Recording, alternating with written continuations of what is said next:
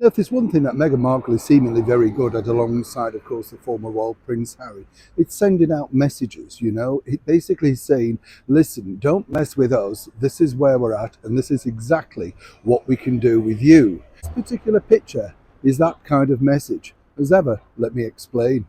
Hi, good morning. How are you? Nice to see you today. Thank you so much for joining me. Also, thank you for your fun comments regarding the ridiculous story about the ex-royal trade carrier Paul Burrell and his home now being haunted by the late and beautiful Princess Diana. I mean, there is just no depths these people will sort of go to remain in the limelight. You do kind of think, leave it out. You had a lovely story, and really you're just making it worse each single time. But of course, it becomes an addiction. The money is there. I think he picked up around about £3,000 to appear on that particular program.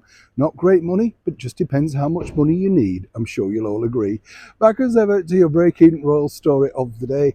Fascinating. This picture really does say quite a lot, because as we now know, of course, Harry and Meghan are less than thrilled at being, shall we say, quietly moved to one side regarding Councillor of State. Harry in particular was furious about this, simply because of course he sees it as a natural right, and some might suggest it is. But of course he relinquished all of that when he decided to go rogue and wanted to be an independent person, freedom flight, all of that stuff and nonsense, all thanks to the love of his life, of course, Meghan Markle. Echoes of Edward and Mrs. Simpson, I'm sure you'll agree.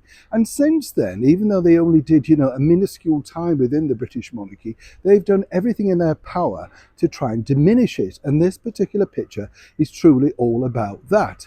Let me tell you that the Prime Minister of Jamaica, Andrew Holness, had no intention originally of actually meeting them. It wasn't down, he didn't request it or anything like that. A request came from, guess who? As ever, we have to say allegedly, Meghan herself. Now, why on earth would Meghan truly want to meet the Prime Minister of Jamaica? Two things. As we now know, of course, he wants to, in the future, remove himself away from the British monarchy as their head of state. So you get that picture. Also, this is a crime-infested area, and as we now know, Meghan revealed, of course, that she's 43% Nigerian, sticking with her sisters. But you see, more importantly here is Meghan, each and every single time, is basically saying, if you think you can control the House of Sussex, think again. Because if you recall way back with the Net interview, she said, look, I've signed no NDAs, I basically could say what I wanted. Then there's this on-off threat, of course, about what she might do on social media. And even with her now defunct and absolute flop Spotify series, she was alluding to the fact that finally she had a voice and it was good to be heard. When you can't get yourself heard and nobody wants to listen to you on a podcast, the thing you can do is send out a message via, of course, a picture. Now, this picture is very ill-advised, naturally, come around this particular time regarding royal health scares.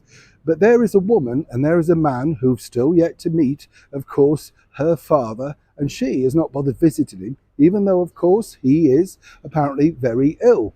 His own father's very ill, but as she also pointed out in that other chilling message, Harry lost his father too. You see how this works? Meghan is not giving up without a fight. Neil Sean in the very heart of London.